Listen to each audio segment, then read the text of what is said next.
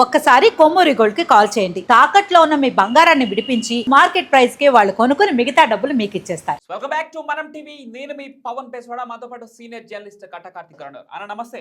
నమస్తే పవన్. హైదరాబాద్ లో ఉగ్రకుట్న భగ్నమైంది. Saudi Arabia నుంచి ఐసిస్ ఆదేశాలు అందుకున్న ఇద్దరు తీవ్రవాదులు, ఇద్దరు తెలుగు రాష్ట్రాల్లో ఉన్నటువంటి ఈ స్లీపర్ సెల్స్ ఎవరైతే ఉన్నారో వారి ఉగ్రకుట్రను భగ్నం చేశారు. విజయనగరం సంబంధించినటువంటి సిరాజ్ అనే ఉగ్రవాది, హైదరాబాద్ కు సంబంధించినటువంటి సయ్యద్ సమీర్ అనే ఇద్దరు స్లీపర్ సెల్స్ పాకిస్తాన్ భారత్ ఉద్రిక్తత పరిస్థితుల నేపథ్యంలో వీళ్ళు యాక్టివ్ అవ్వడం జరిగింది. విజయనగరంలో పేలుడు పదార్థాలు కొని హైదరాబాద్ నగరంలో మెయిన్ ఏరియాస్ లో వీళ్ళు బాంబు పేలుడులో కూడా ప్లాన్ చేసినట్టుగా తెలుస్తుంది. దీంట్లో తెలంగాణ కౌంటర్ ఇంటెలిజెన్స్, అదేవిధంగా ఎన్ఐఏ వీరి ఉగ్రకుట్రను భగ్నం చేసినట్టుగా తెలుస్తుంది. ఏంటి అసలు దీనికి సంబంధించి పూర్తి డీటెయిల్స్ ఏంటన్నా? ఎస్, విజయనగరం నుంచి బాంబులకి అంటే పేలులకు ఉపయోగించే పదార్థాలను క్యారీ చేసుకుంటూ హైదరాబాద్ వస్తున్నటువంటి ఒక వ్యక్తిని అదుపులో తీసుకున్నారు. ఆ వ్యక్తితో టచ్లో ఉన్నటువంటి మరొక వ్యక్తి హైదరాబాదీ ఎవరైతే మెట్టుగూడలో ఉంటాడు సమీర్ అని, అతను కూడా అదుపులో తీసుకున్నారు. సో వీళ్ళిద్దరు వెనకాల యాక్టివిటీ చూస్తే ఇంకొక అనుమానం కూడా ఉంది. ఇప్పుడు ఈ మధ్య కాలంలోనే ఇండోనేషియా నుంచి ముంబైకి వచ్చి ముంబై ఎయిర్పోర్ట్ లో దొరికిపోయినటువంటి ఇద్దరు ఉగ్రవాద వ్యక్తులు, ఉగ్రవాద సంస్థలకు సంబంధించిన వ్యక్తులు, వాళ్ళు బాంబు పేలుల్లో సిద్ధాస్తులు. గతంలో ముంబైలో బాంబు పేలులు జరిగాయి కదా, ఆ బాంబు పేలుల్లో సిద్ధాస్తులు. దాన్ని బాంబు పేరును ఇంట్రాగేట్ చేస్తూ ఉంటే వాళ్ళు అప్పుడు ముంబై నుంచి ఇండోనేషియా పారిపోయారు. మొన్న పాకిస్తాన్ భారత్ యుద్ధం నేపథ్యంలో వాళ్ళు మళ్ళీ ఇండోనేషియా నుంచి భారతదేశంలో ప్రవేశించారు. ఆ ప్రవేశిస్తే వాళ్ళని ఎయిర్పోర్ట్ లోనే పట్టుకున్నారు మన వాళ్ళు.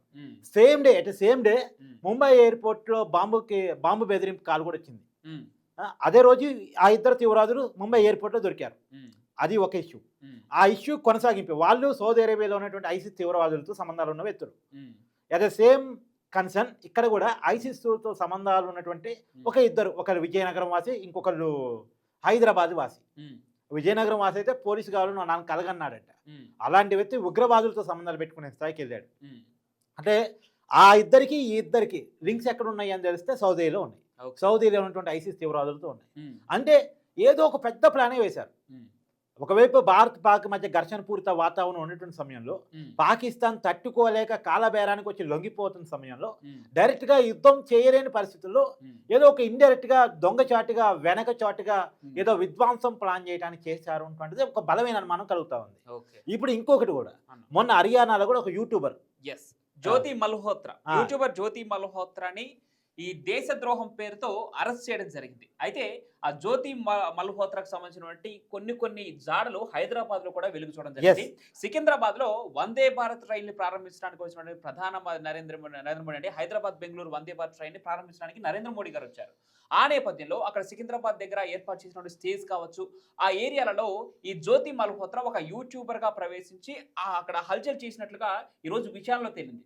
ఆమె పూణేలో ఉన్నటువంటి మరొక యూట్యూబర్ ఎవరైతే ప్రియా సంథింగ్ ఏదో పేరుంది, ఆ ప్రియా అనే వ్యక్తితో కూడా కొంచెం క్లోజ్ గా మూవ్ అయినట్టు తెలుస్తుంది. ఆమెను కూడా పోలీసులు విచారణలోకి తీసుకునే అవకాశం ఉంది. అయితే ఇక్కడ జ్యోతి మల్హోత్రా గురించి మరొక కీలకమైన విషయం ఏంటంటే, పాకిస్తాన్ రాయబార అధికార హై కమిషనర్ డానిష్ అనే వ్యక్తితో కూడా ఆమె కొంత సన్నిహిత సంబంధాలు, చాలా సన్నిహిత సంబంధాలు ఉన్నట్టు పహల్గామ్ లో ఉగ్రదాడి జరిగే ఒక 2-3 నెలల ముందు ఆ పహల్గామ్ ఏరియాని ఈమె సందర్శించినట్టు కూడా ఈ రోజు విచారణలో తేలింది. దానికి అంటే జ్యోతి మల్హోత్రా ముందు నుంచే ప్లాన్ చేసి ఇక్కడ డేటా అంతా సేకరించి పాకిస్తాన్ ఉగ్రవాదులకు ఈ డేటా ట్రాన్స్ఫర్ చేసింది అనే ఒక ఆరోపణల మీద ఈ రోజు తనని విచారణకు పిలవడం జరిగింది, అదుపులోకి తీసుకోవడం జరిగింది. ఎస్, ఇలా వరుసగా చూస్తున్నప్పుడు ఏదో ఒక పెద్ద ప్లానింగే జరుగుతూ ఉంది. ఇప్పుడు జ్యోతి అరెస్ట్ కావచ్చు, యూట్యూబర్, హైదరాబాద్ లో ఇద్దరు అరెస్ట్ కావచ్చు, తర్వాత ముంబైలో ఒక ఇద్దరు అరెస్ట్ కావచ్చు. వీళ్ళందరికీ ఒక కామన్ లింక్ పాకిస్తాన్, తర్వాత ఐసిస్. ఈ అందరి కామన్ లింక్ ఒకటి ఉంటే ఫలితంగా ఏదో ఒక పెద్ద ఎత్తున స్లీపర్ సెల్స్ పనిచేస్తున్నాయి వీళ్ళ కోసం. ఇప్పుడు ఆ బాంబు పేరు పదార్థాలు స్వాధీనం చేసుకున్నారు. నిజానికి కనుక అవి పేరితే చాలా పెను ప్రమాదం. గతంలో హైదరాబాద్ లో అనేక బాంబు పేరిన అనుభవాలు ఉన్నాయి. దిల్షుక్ నగర్ బాంబు పేలులు కావచ్చు, కోటి, లుమిని పార్కు, ఇలా అనేక ఏరియాలో టెర్రరిస్టులు బాంబు పేలులకు పాల్పడ్డారు. చాలా మంది హైదరాబాదీలు చనిపోయారు, సామాన్యులు చనిపోయారు. కాబట్టి ఇప్పుడు మళ్ళీ అలాంటిది ఏమైనా ప్లాన్ చేశారా అంటే ప్రజలు ప్యానిక్ గురి కావాల్సిన అవసరం లేదు, కానీ వాస్తవాలు తెలుసుకోవాలి, జాగ్రత్తలు పాటించారు ఖచ్చితంగా. అన్న ఇక్కడ ఇప్పుడు ఈ ఉద్రిక్త పరిస్థితుల నేపథ్యంలో operation Sindoor will be continued అని ప్రకటించారు కదా. ప్రకటించిన తర్వాత ఈ ఇంటి దొంగల్ని అంటే ఎవరైతే స్లీపర్ సెల్స్ ఉన్నారో, ఎవరైతే ఉగ్రవాద యాక్టివిస్టులు ఉన్నారో వాళ్ళని ఏరివేసే పనిలో ప్రభుత్వం నిమగ్నమైంది. దాంట్లో భాగంగానే ఈ ఇప్పుడు మనం మాట్లాడుకున్నటువంటి మనం ఖచ్చితంగా మన ఇంటెలిజెన్స్ వ్యవస్థని హ్యాట్సప్ చేసి తీరాలి. ఇప్పుడు ఇంటి దొంగల్ని పట్టుకోవడం సక్సెస్ కాబడుతుంది. ఈ రోజు వరకు వాళ్ళు అనేక ప్లాన్లు చేసుకున్నప్పుడు కూడా ఒక్క ప్లాన్ లో కూడా సక్సెస్ కాలేదు. మరొక విషయం మనం చర్చించుకోవాల్సిన విషయం ఏంటంటే ఇప్పుడు ప్రజలకు మెయిన్ సిటీస్ ముఖ్యంగా హైదరాబాద్ కావచ్చు, వైజాగ్ కావచ్చు, ఇలా చెన్నై, ముంబై ఏదైతే ఎక్కువగా రద్దీ ఉండే ఏరియాలు కావచ్చు, ఇక్కడ ప్రజలు కొంత అవేర్నెస్ కల్పించడం కోసం ప్రభుత్వం తరపున ఏదైనా చర్యలు తీసుకునే అవకాశం ఉందా? ఎందుకంటే ఉగ్రమూకలు ఏ టైంలో ఎలా దాడి చేస్తాయో తెలియని పరిస్థితి నెలకొంది కాబట్టి ఇంటెలిజెన్స్ ఎంత వర్క్ చేసినా కూడా కొన్ని చోట్ల అది విఫలమయ్యే అవకాశాలు కూడా ఉండొచ్చు. సో ప్రజలు అవేర్ గా ఉండడం కోసం ప్రభుత్వం తరపు నుంచి ఎలాంటి చర్యలు తీసుకుంటే బాగుంటుంది అనుకోవచ్చు? ఎస్, ఖచ్చితంగా ప్రజలకు ప్రభుత్వాలు సూచిస్తూనే ఉన్నాయి. మీకు అనుమానితులు ఎవరైనా ఉన్నా మీ ఏరియాలో మన దేశం కాని వాళ్ళని ఎవరైనా మీరు గుర్తించినా అది బంగ్లాదేశీలు కావచ్చు. ఎందుకంటే బంగ్లాదేశీలతో చాలా ప్రమాదం ఉంది. వాళ్ళు బంగ్లాదేశ్ నుంచి కోల్కతా మీదుగా మన ఆధార్ కార్డు దొంగతనంగా సేకరించేసి సంపాదించేసి వాళ్ళు హైదరాబాద్కో లేదా ఇతర ప్రదేశాలకు వస్తూ ఉన్నారు. ప్రధానంగా హైదరాబాద్కి వచ్చే వాళ్ళు కూడా చాలా మంది ఉన్నారు. ఇప్పుడు వాళ్ళతో ప్రమాదం ఉంటుంది. వాళ్ళు ఐసిస్ టెర్రరిస్ట్ గా మారే అవకాశం ఉంటుంది, లేదు ఇతర టెర్రరిస్ట్ సంస్థలతో సంబంధాలు మెయింటైన్ చేసే అవకాశం ఉంటుంది. వాళ్ళు ఇక్కడ కొంతమందిని స్లీపర్ జెర్సీ గా మార్చుకునేటువంటి అవకాశం ఉంటుంది. కాబట్టి ఖచ్చితంగా ఇతర దేశాల నుంచి మన దేశానికి వచ్చినటువంటి వాళ్ళతో కానీ, లేదు ఇక్కడే ఉన్నప్పటికి కూడా ఉగ్రవాద సంబంధాలు మెయింటైన్ చేస్తున్నారు అనే ఒక అనుమానం ఉంటే వాళ్ళని ఖచ్చితంగా ఇంటెలిజెన్స్ కి లేదా ప్రభుత్వానికి అప్పజెప్పాల్సిందే, లోకల్ పోలీసులకు అప్పజెప్పాల్సిందే అనేటువంటిది ప్రభుత్వం సూచిస్తుంది. ఇప్పుడు ప్రభుత్వం చాలా కరాఖండిగా పనిచేస్తుంది కాబట్టి మనం ఖచ్చితంగా తెలంగాణ కౌంటర్ ఇంటెలిజెన్స్ ని యాక్సెప్ట్ చేసి తీరాల్సిందే. వాళ్ళు చేసిన కృషి. ఎందుకంటే హైదరాబాదు అనేటువంటి చాలా పెద్ద ఏరియా, కోట్లాది మంది జనం ఉన్న ఏరియా. ఈ జనాల్లో వాళ్ళెవరు అనేది గుర్తించడం చాలా కష్టం. కానీ ఆ గుర్తిస్తున్నారు. అందులోనూ అమాయకుని కాకుండా ఒరిజినల్ విషయాలు ఉన్నాయని గుర్తిస్తున్నారు. తర్వాత ఆధారాలు కూడా చాలా క్లియర్ కనపడతా ఉన్నాయి. కాబట్టి చాలా క్లియర్గా వ్యవస్థ అయితే బాగా పనిచేస్తుంది, ప్రభుత్వాలు బాగా పనిచేస్తున్నాయి, పోలీసింగ్ బాగా పనిచేస్తుంది, మన ఆర్మీ కానీ మన గూఢచార వ్యవస్థ కానీ బాగా పనిచేస్తుంది. దాంట్లో భిన్నాభిప్రాయం లేదు. అయితే ప్రజలకు కూడా బాధ్యత ఉంది. మా పోలీసులకి, జవాన్లకి లేదా ఇంటెలిజెన్స్ విభాగాలకి మాత్రమే బాధ్యత కాదు, ప్రజలకు కూడా బాధ్యత ఉంది. ఎవరు అనుమానితులు కనపడ్డా వాళ్ళు ఖచ్చితంగా ఆ అనుమానాన్ని పోలీసులతో షేర్ చేసుకోవాల్సిన అవసరం మీకు ఉంది. ఇక్కడ ఇందాక మనం మాట్లాడుకుంటాం జ్యోతి మల్హోత్రా కావచ్చు, ఇప్పుడు విజయనగరం సంబంధించిన సిరాజ్ అనే వ్యక్తి కావచ్చు, ఇప్పుడు హైదరాబాద్ లకు చెందినటువంటి సయ్యద్ సమీర్ కావచ్చు, వీరితో పాటే యూపీకి చెందిన మరొక వ్యక్తిని కూడా పోలీసులు అదుపులోకి తీసుకోవడం జరిగింది. పాకిస్తాన్ కు ఇతను ఏదైతే అంటే బ్యూటిషియన్ ప్రొడక్ట్స్ కావచ్చు, లేదంటే ఈ ఫ్యాషన్ దుస్తులు కావచ్చు, ఇట్లాంటి ఎగుమతి చేసుకుంటూ ఇక్కడున్న కొంతమంది యూత్ ని ఉగ్రవాదం వైపు ప్రేరేపించి వారికి అక్కడ పాకిస్తాన్ లో ఉన్నటువంటి ఉగ్రవాదులకు ఇన్ఫర్మేషన్ ఇచ్చి ఆ పాకిస్తాన్ ఉగ్రవాదులు ఇక్కడ ఉన్న యువతకి వీసాలను జారీ చేసి పాకిస్తాన్ తీసుకుపోయి లేదంటే పాక్ ఆక్యుపైడ్ కాశ్మీర్ ఇంకొక విషయం కూడా చెప్పాలి. సరే, ఎక్కడ ఉత్తరప్రదేశ్ తగ్గొద్దు.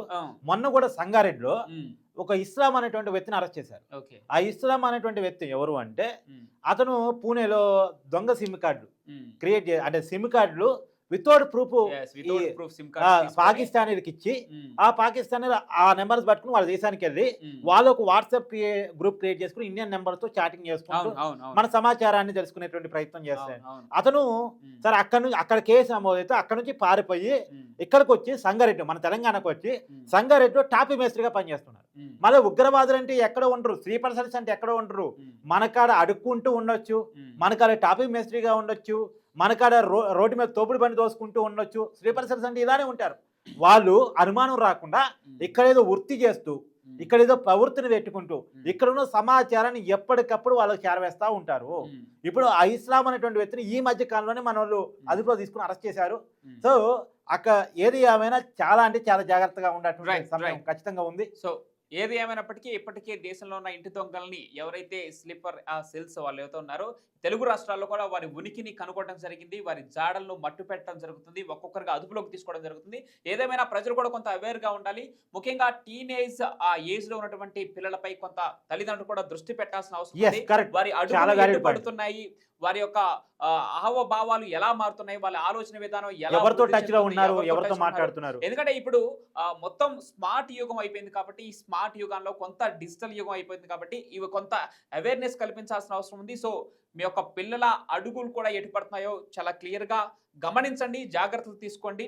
అదేవిధంగా కొంత జాగ్రత్తగా ఉండండి అని మాత్రమే మనం టీవీ తరఫున మీకు చెప్పడం జరుగుతుంది. Thank you. చూద్దాం ఇంకా ఎంతెంతమంది బయటకు వస్తారు ఈ స్లీపర్ సెల్స్, అదేవిధంగా సౌదీ అరేబియా నుంచి ఇప్పుడు ఐసీస్ ఆదేశాలతో మట్టుబడిన ఈ ఇద్దరు ఎలాంటి వివరాలు వెల్లడించబోతున్నారు అనే దాన్ని బట్టి కూడా ఇంకా ఎంతమంది దాగి ఉన్నారు దేశంలో అనేది కూడా బయటకు వచ్చే అవకాశం అయితే కనిపిస్తుంది.